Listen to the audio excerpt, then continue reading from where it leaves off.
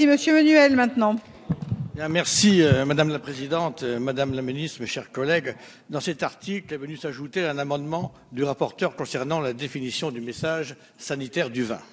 Solidairement, Madame la Ministre, vous vous confiez ainsi le soin de définir le message, la publicité, en fonction des publics. Vous avez beau le nier, c'est bel et bien revenir sur la loi E20, laquelle avait clairement différencié, en la matière notamment le tabac et le vin, et Claude Évin lui-même avait fondé son raisonnement sur « seul l'excès est dangereux dans la consommation d'alcool ».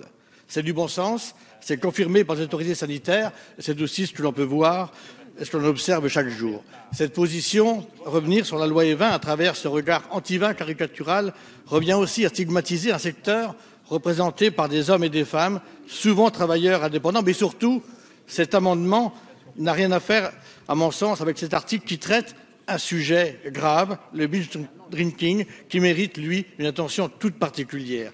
Le vin en France, ça fait partie, ça vient d'être dit, de notre patrimoine. C'est une richesse que le monde entier nous envie.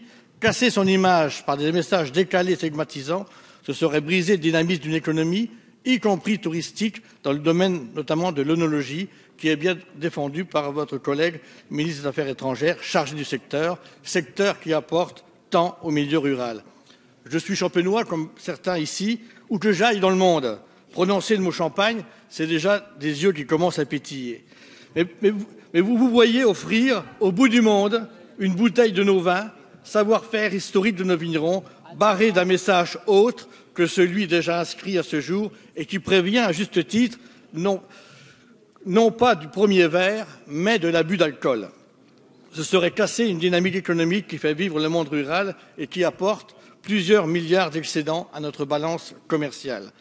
Le fait même d'avoir proposé ces éléments de l'article 4 montre, je pense, à certains états d'esprit, un regard particulier, en contradiction complète d'ailleurs, avec les propos qui ont été tenus lors du Salon de l'agriculture par le chef de l'État et par le Premier ministre, qui a bien affirmé que la loi E20 ne serait pas renforcée. Merci.